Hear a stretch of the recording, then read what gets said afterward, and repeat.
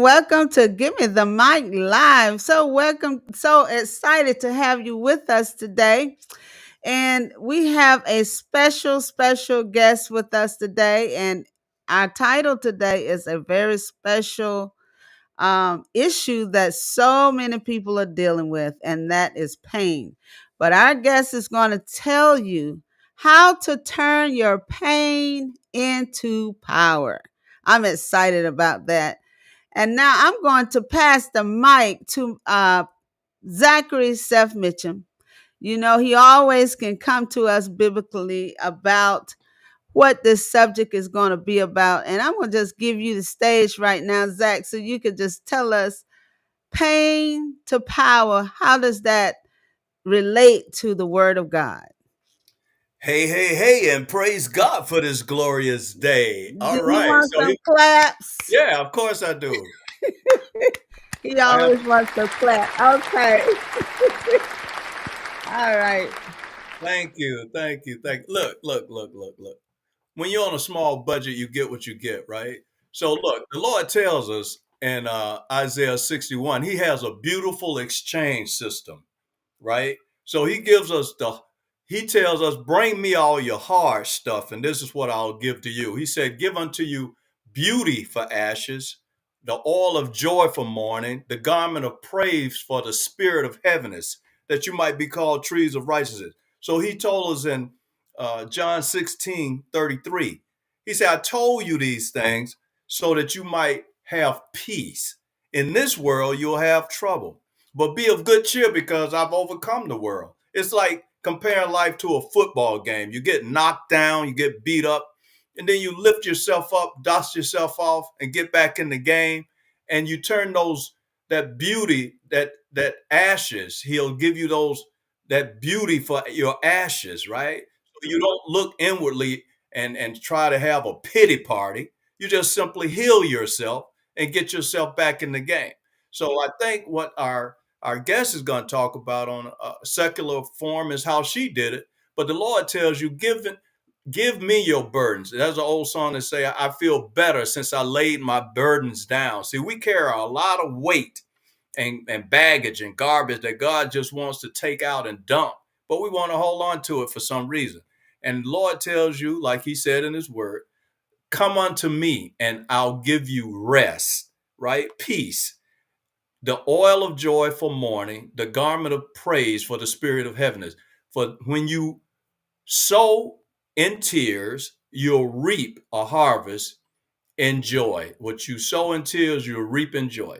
So that's the summary of what I had to tell you, that God has a beautiful exchange system. He'll give you the good stuff for all your hard stuff. And just lay it at the master's feet and enjoy the good stuff. How about that? I love that. I love how you sum that up, and that's exactly where we're going. But before you meet our guests, please stay tuned. Do not leave this broadcast because you do not want to miss this very special guest. But we're just going to go to a commercial right quick, and we'll be right back, and I will introduce you all to our beautiful, wonderful guests.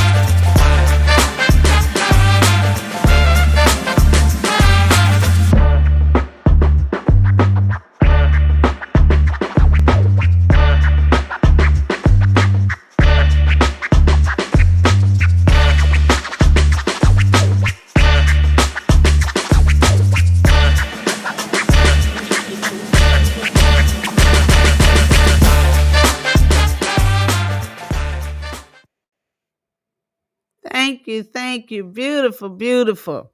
Now, before I introduce you to our guest, I met her at Toastmasters. And when I met Meredith, that's her name, Meredith, we're going to meet her right now. But I want to tell a little short story about Meredith. I met her in our Toastmasters club in Macon, Georgia. And I knew when I first laid eyes on her, it was something special. I could feel a light over her, if you can understand that. And we didn't really chat much, but I could tell her eyes were meeting my eyes, and I said, it's something connected. And now I understand why we are connected, because we have very similar views about healing, life, speaking things that are not as though they were, just facing your situation and not letting it take power over you, but to take your pain and use it for power. And she's a very strong young lady. I have gotten to hear her in Toastmasters speak a little bit about, the things that she has faced.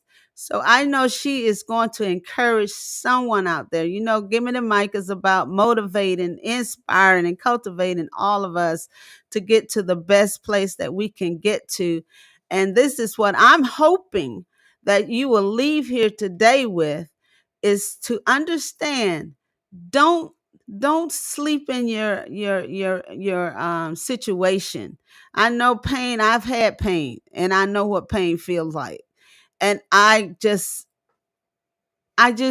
believe that it was something um energy that I had that actually changed my view of realizing that I could actually heal myself through my energy and positive attitude toward it. So we have Meredith to really show how she redirected her pain, and it really brought out some gifts in her that I think she really didn't know she had. And that's something that we all should realize, that there is something inside of us that God is pushing out of us when we are going through pain. When we're going, and pain sometimes can be other than just in the body, pain of hurt, brokenheartedness. And so I'm going to give the mic to Meredith so she can just minister to us and how she turned her pain into power. Thank you so much, Hi, Faye. Meredith. So you have the floor, you have the stage. Thank you for taking this invitation also. Thank you so much. That's such a warm introduction. I'm like, feel like I might get a tan or something. It was so warm. My God. So pain. So first off, pain is a messenger. So don't shoot the messenger. There's always a message for you in your pain. And I think a lot of times we want to escape the message, we want to escape the pain. But really, true healing is not, there's no pain. It's changing your relationship to pain. It's actually true healing is the capacity to hold pain. So, changing your relationship and really viewing pain as something that is really like unmet needs among other things. I mean, I'm putting this in a giant nutshell. It's so not a destination to get there. It's so much more of a journey. But yes, pain is definitely, it's not a nice friend, but it's a loyal friend. And it's always going to show up, just like anger, just like everything else. It's always going to show up when there's something that you need to hear. So it is a friend, though. And should I head over to the screen sharing? Okay, cool. Let's see. So can y'all see the screen? Okay, cool. So Faye wanted me to talk a little bit about this. I'm a photographer and artist. I created a 13-year art series. We're in year 3 right now, about how I healed myself from endometriosis. Basically, how I even have any nerve to say any of this is, for 17 years, I lived in hell with debilitating pain from endometriosis. So what that is what you can think of it as, just long story short, is just very, very, very bad menstrual pain. Some people have it just on their cycle. Some people have it 24 hours a day.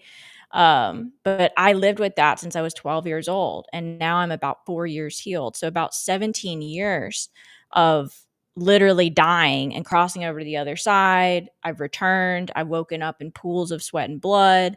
I've been lied to by doctors pretty much my whole life.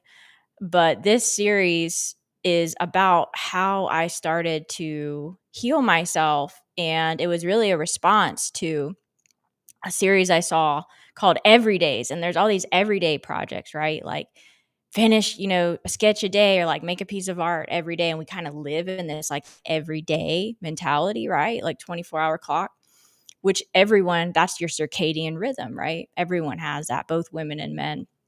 But our world is actually literally built for testosterone, with 9 a.m. being testosterone's highest and then dwindles away around 5 p.m. That's your 9 to 5 workday.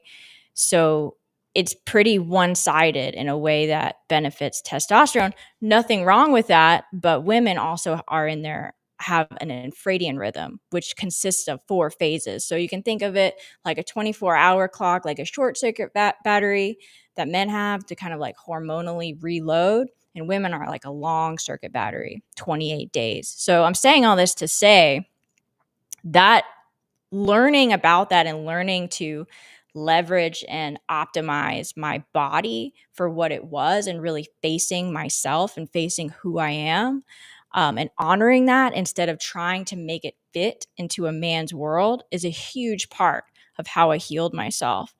And unfortunately, they don't teach girls and women about their bodies in school, and about the hormonal cycle, and about that there's 4 phases. Everyone's kind of taught to live like a man and live on like a 24-hour clock. So this art series illustrates each of those 4 phases and what's happening in the brain and the body during each phase, because there's different brain chemistry that's supporting all your organs, and there's also different body chemistry. And so it obviously, there's a spiritual component as well, but the art explores what's happening in the body, and then explores that in a creative, spiritual way. And then I have a podcast about it, which is actually more like the science and the modalities, and like, the how to and the experts and all that stuff. So I release a piece every phase. So you can follow the series. If you like, it'll be going on for the next decade. And I have a book about it too that captures the first year. So this site right here that I'm showing you guys is the progress so far in the series. Wow, wow, wow. So it's more in depth than I thought, Meredith. Yeah. Yes. Yes. Yeah, I never knew that. And we learn something every day. We're never too old to learn. And so, can you explain to some of the people who do not know what the illness that you dealt with for 17 long years? Yes. So endometriosis, actually 1 in 10 women. Unfortunately, now, if you haven't noticed, we live in a very sexually and hormonally disempowered world. Like 1 in 10 women with endometriosis. That's like, wow. 1 in 3 women with pelvic pain. Yeah, like the amount of hysterectomies is like one uterus for every minute of the year. That's how many hysterectomies there are now, with 70% being medically unnecessary. It's wild, wild. So, when you were going through this pain, what directed you to know that there was something different that you could do in other in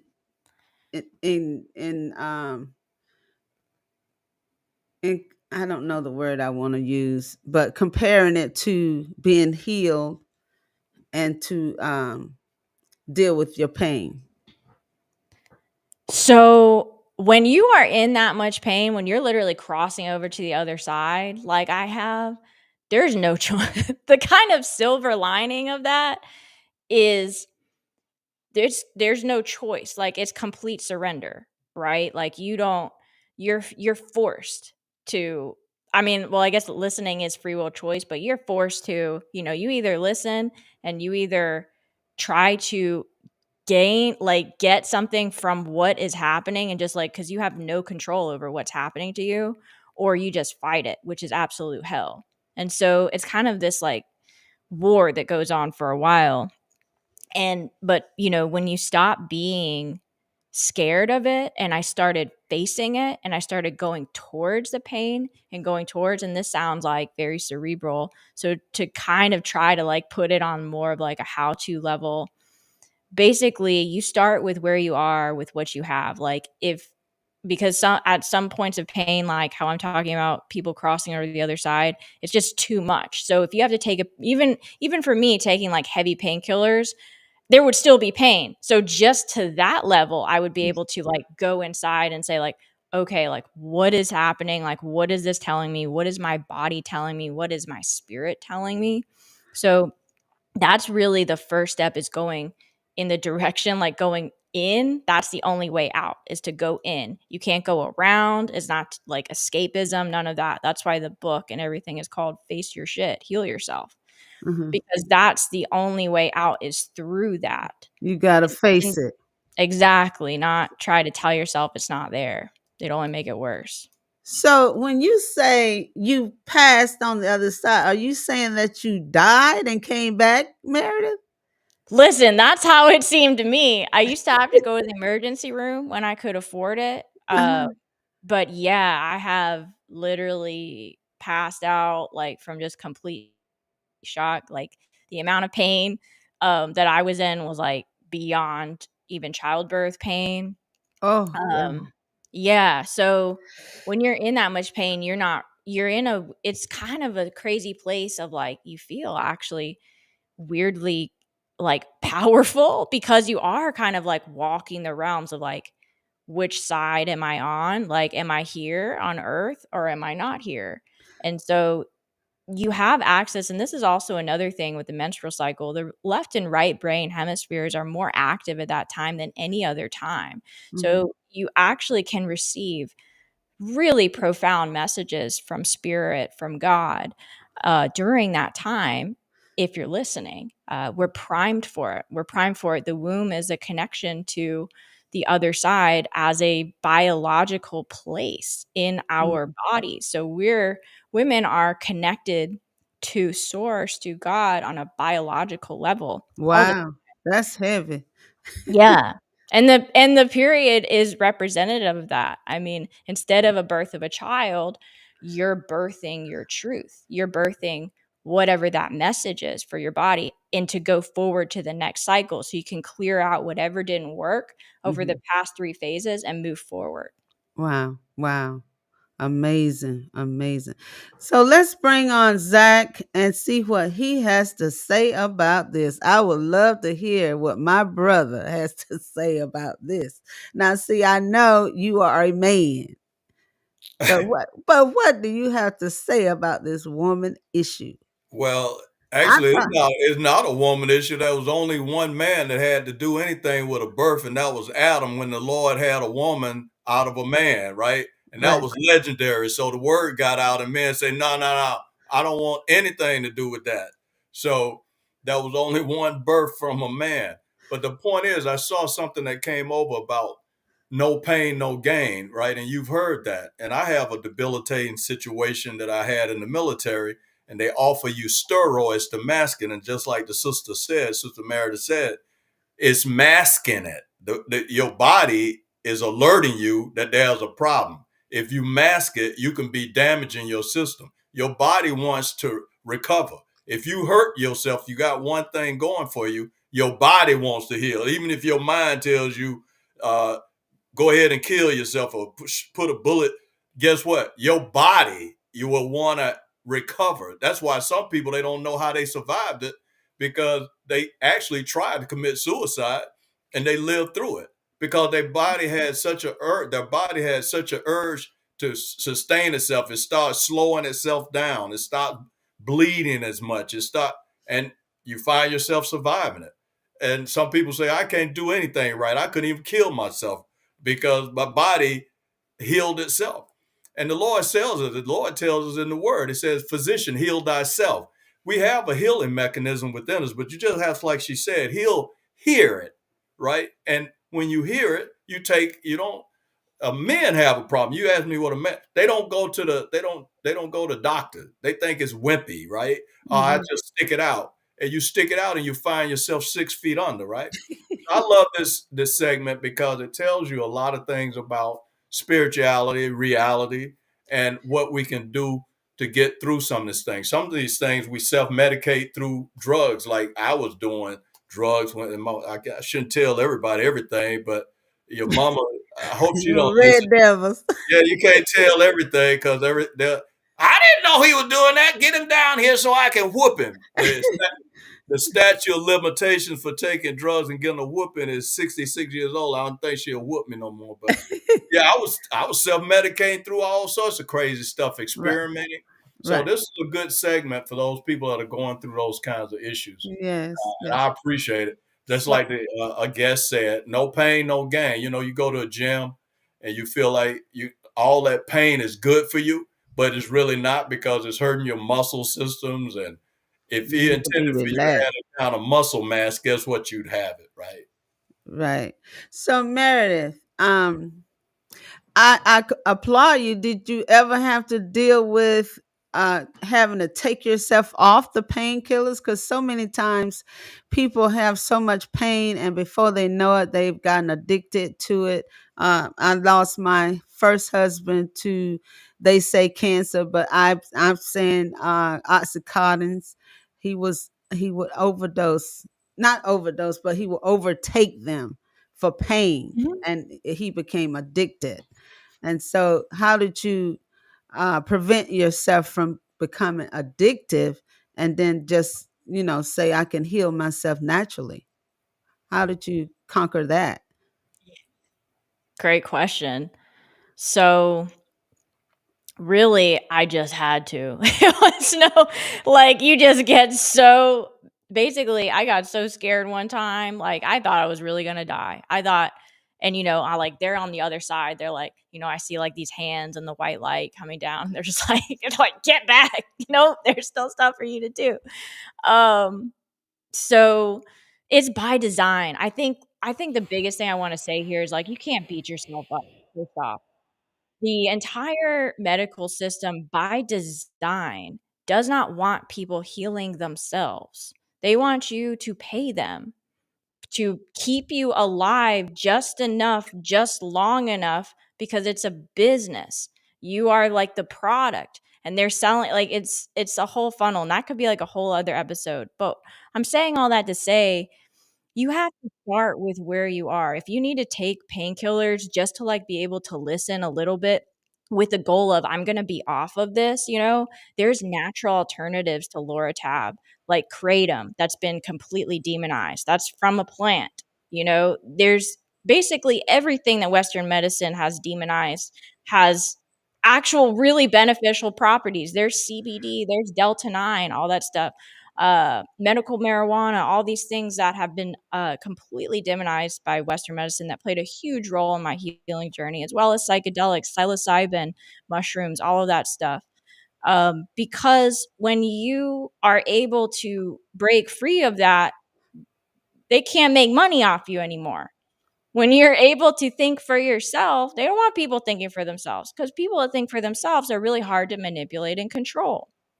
So Mhm. my point is, you can't beat yourself up, though. You were born into it. You were born into this world the way that it is and all the programming and all the crap that comes along with it. So start where you are Mhm. with if I need to do whatever you need to do to get through the day and be okay.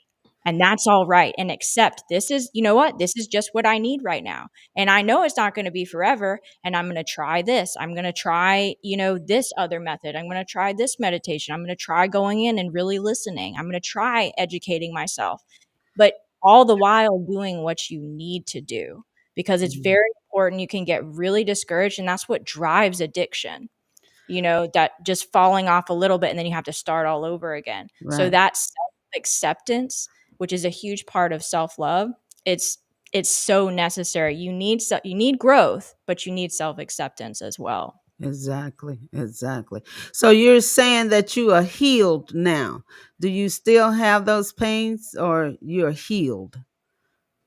Yeah, so that's what I was saying about it being a journey rather than a destination. So you get to one stop, right? Like it's a never ending onion, right? You can't, like, I didn't even know what was on the menu because you have to even be able to feel good enough to even know that, oh my gosh, I could feel this much better and this much better, but you can't even conceive of what is normal because your daily, pain and all those tolerances are completely squashed when you reach a new level of healing. Amen. So when I first got to, for me, that's why I say no one can tell you, and this is something Les Brown says a lot too. Don't let someone else's opinion of you become your reality.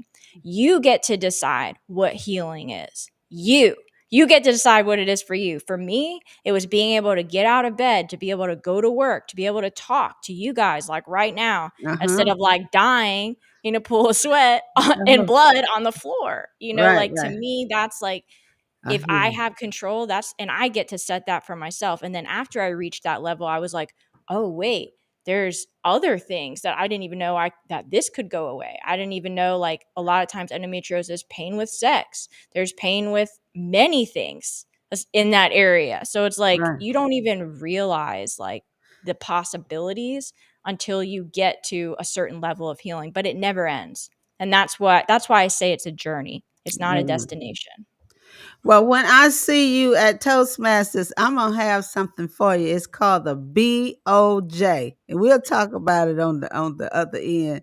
But I'm gonna share that with you because I thought about the woman who had the issue of blood, and she just touched the hem of his garment, and she was made whole. And I'm gonna share that with you when we get to Toastmasters on Monday.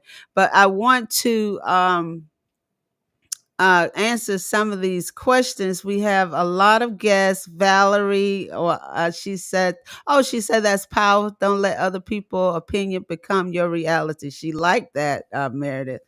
And Margaret is saying God created the body to do amazing things like healing itself and give us signs to let us know something is going on, or with our body, with God's stripes we are healed. God is amazing.